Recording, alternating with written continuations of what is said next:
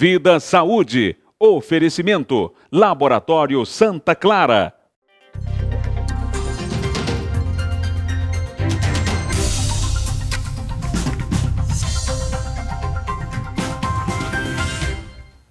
Olá para vocês, estamos começando mais um programa Vida Saúde aqui na tela da Rede Mais Record TV. Olá, Débora. Olá, Rafa. Oi, meu povo. Que alegria estar com vocês aqui mais uma vez, trazendo muito ensinamento para todos nós, né, Rafa? E hoje nós vamos falar de um tema importante dedicado aí às grávidas, às mamães. Débora já tem uma filha, né, para quem não sabe? Tenho, a minha filha tem 22 anos, viu, Rafa? E quando você estava grávida, foram muitos aprendizados, muitos conhecimentos, né, Débora? Nossa Senhora, a mãe, ela se torna tudo, né? Toda especialidade de médico. E a amamentação é uma parte muito difícil, é muito difícil para a mulher, porque quando você tem... Eu tenho só uma filha, e quando você tem só um filho, assim, aquelas dúvidas, quando você tem 2, 3, no segundo, terceiro, você já aprendeu.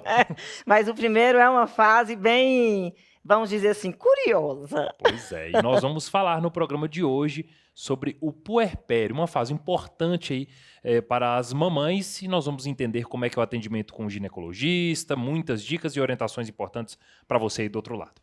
É isso aí, Rafa. E eu vou aprender muita coisa junto com vocês aqui que eu não aprendi lá no passado, há 22 anos atrás. Quem vai conversar com a gente é o ginecologista Jean Mendes, e é ele que vai esclarecer tudinho para nós. Olá, doutor, bem-vindo. Olá, muito obrigado pelo convite. É uma boa oportunidade de conversar com vocês, né, as telespectadoras e os telespectadores que assistem o programa, sobre um tema que eu considero muito importante, que é o puerpério, né, e o período que vem logo após uma gestação.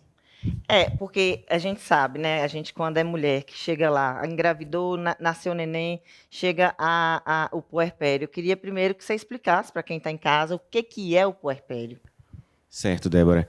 O puerpério é o período que compreende desde o momento onde há a saída do bebê, ou seja, o parto, até o momento onde essa mulher começa novamente a ovular. Essa fase ela pode variar muito de pessoa para pessoa, porque essa ovulação após o parto ela depende muito de quanto tempo aquela mulher vai amamentar e de quanto tempo os seus hormônios naturais voltam a funcionar após o parto. Então, a gente fala que esse período pode compreender até 2 anos após o parto, né? Existem casos de mulheres que amamentam por muito tempo e isso acaba gerando uma repercussão hormonal, fazendo com que muitas vezes essa mulher demore um pouco mais a voltar a ovular. Doutor, o parto é uma parte da missão cumprida, né? A mamãe ela tem que estar atenta aí às consultas. E quando que acontece a primeira consulta? Como é que é esse passo a passo pós o parto? Ótimo. Então, assim, para a mulher que teve um parto, é extremamente importante que ela faça um acompanhamento médico, né? Muita gente se preocupa muito com o pré-natal, mas não se preocupa tanto com o pós-parto. A gente fala que os holofotes, né, a atenção volta para o bebê, e muitas vezes aquela mulher que teve o parto ela acaba sendo deixada um pouco de lado, vamos dizer assim. Esquecida. Mas é isso, exatamente. Então, é muito importante que uma atenção especial seja dada a essa mulher. Eu considero muito importante que essa mulher faça uma visita ao seu ginecologista obstetra em pelo menos 30 dias após o parto. Caso ela tenha alguma alteração, né, a gente vai falar um pouquinho sobre isso, acredito, ela precisa procurá-lo antes, né? Então, é importante que, uma vez que ela teve alta do hospital após o parto, ela já providencie e agendar, seja com seu médico, se ela estiver na saúde complementar, seja na estratégia de saúde da família, se ela for usuária do SUS. Ela já tem que providenciar isso. Ok, aí vai ficar a dica, né? Vamos ficar ligadinhos aí, porque é uma época muito cheia de conturbações aí no nosso corpo. Hormônio vai, hormônio vem, e existe aquela coisa da depressão pós-parto, e a mulher ela fica assim muito confusa.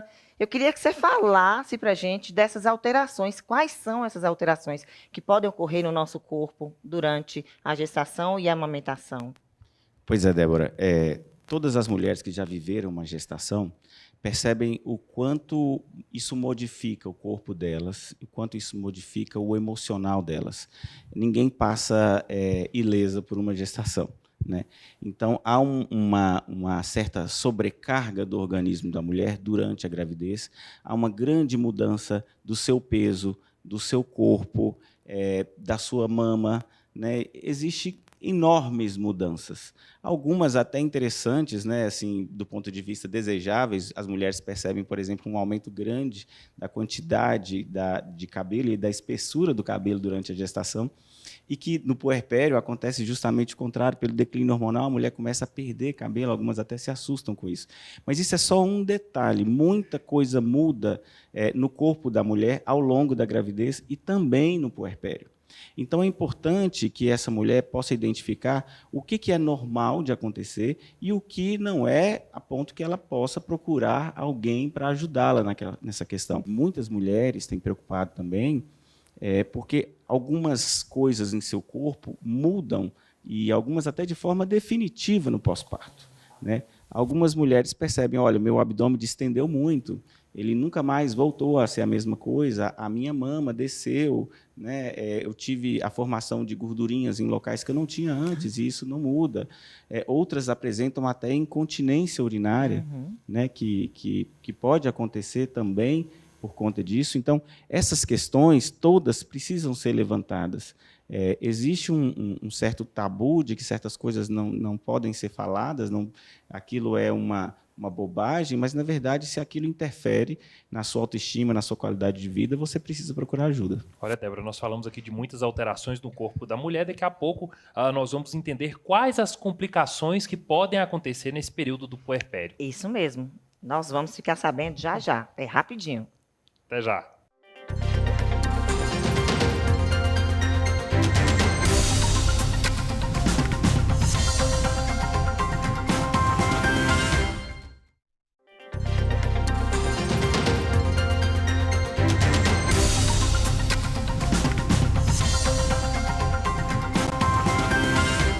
Bom, agora nós vamos de recadinho. O Laboratório Santa Clara, há 45 anos, contribui para o crescimento e desenvolvimento econômico e social da região.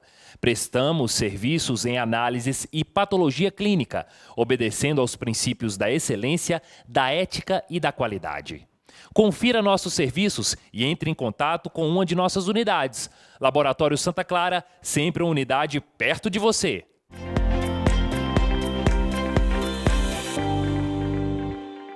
Doutor, voltamos então.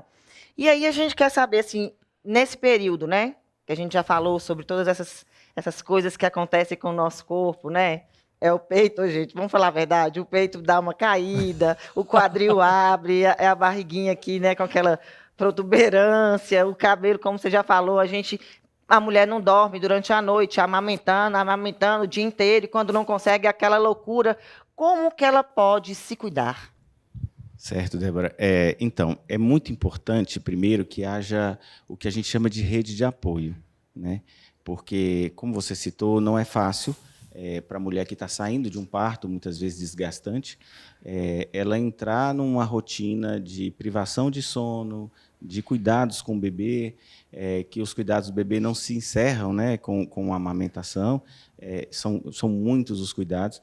Então, é importante que ela tenha uma rede de apoio, que ela tenha pessoas que a apoiem física e emocionalmente. É muito importante que isso aconteça.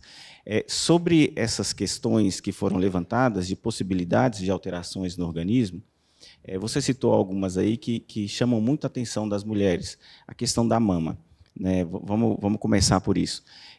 A mama cresce muito. Inclusive, a gente fala que só há um desenvolvimento final da mama de uma mulher que amamenta. Isso é considerado, inclusive, atualmente como um fator de risco para câncer de mama, a mulher não ter amamentado.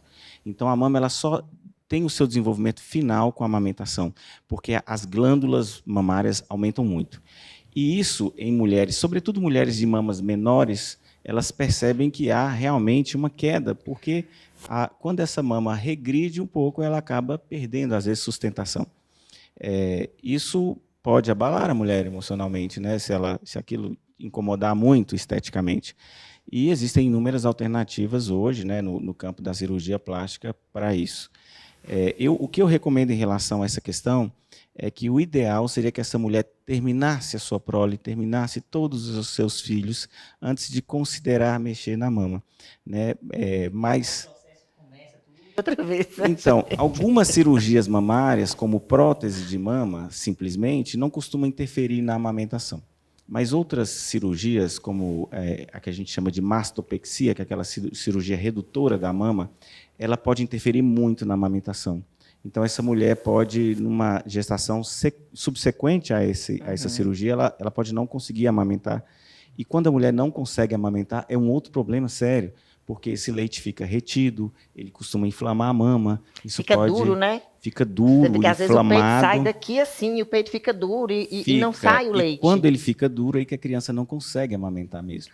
E isso pode gerar um processo infeccioso, o que complica ainda muito mais essa questão, né? Então, a amamentação é importante, um cuidado especial. E eu recomendo para as mães de primeira viagem uma assessoria em amamentação. Hoje tem muitas opções, né, no mercado de pessoas que fazem esse cuidado de orientar as mães que estão amamentando pela primeira vez, porque isso pode ser definitivo para que essa mulher tenha sucesso na amamentação e não tenha problemas na mama. Uma outra coisa que você citou é a questão do abdômen. Isso é algo que também incomoda muito as mulheres, porque muitas vezes isso é definitivo. É porque o músculo, né, ele fica distendido, Exato. não é isso? O que acontece, Débora, é que há uma grande distensão do abdômen dessa mulher. Principalmente se ela tem um bebê grande, ou uma gestação gemelar, ou é uma mulher muito magrinha, né? Assim, isso acaba alterando muito o abdômen dela. Então, isso pode gerar uma alteração que a gente chama de diástase de músculos de reto abdominal. O que é isso? É simplesmente um afastamento dos músculos na região central do Eles abdômen. se abrem, né? Isso. Uma outra coisa também que é muito importante a pessoa tomar cuidado é com a questão da incontinência urinária. A sobrecarga de peso durante a gestação pode acabar pesando muito sobre o assoalho pélvico e no puerpério essa mulher pode continuar com essa queixa de perda urinária. E isso é uma coisa extremamente constrangedora. E já pode fazer esse tratamento durante a gestação. Então, durante a gestação, é super importante que ela tenha um acompanhamento com fisioterapeuta, que vai orientar exercícios para trabalhar essa musculatura abdominal e a musculatura do assoalho pélvico para essa questão do xixi. Mas se depois da gestação, num intervalo de até 6 meses, a gente não tiver uma melhora completa desses sintomas, essa mulher precisa de ajuda. Doutor, esse tema é muito importante, mas infelizmente nosso tempo está acabando. A gente quer agradecer a sua participação e venha mais vezes para falar também deste assunto. Perfeitamente, estou às ordens. Né? E eu gostaria de deixar uma mensagem para as mulheres. Né?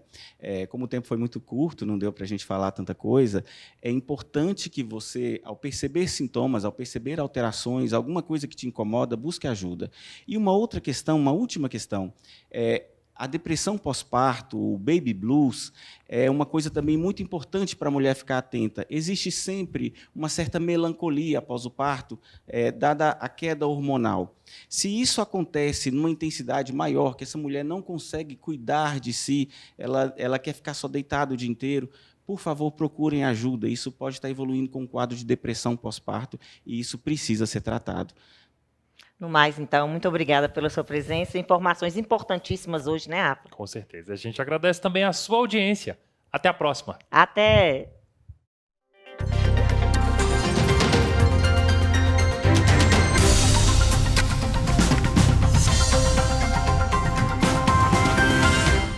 Vida Saúde. Oferecimento. Laboratório Santa Clara.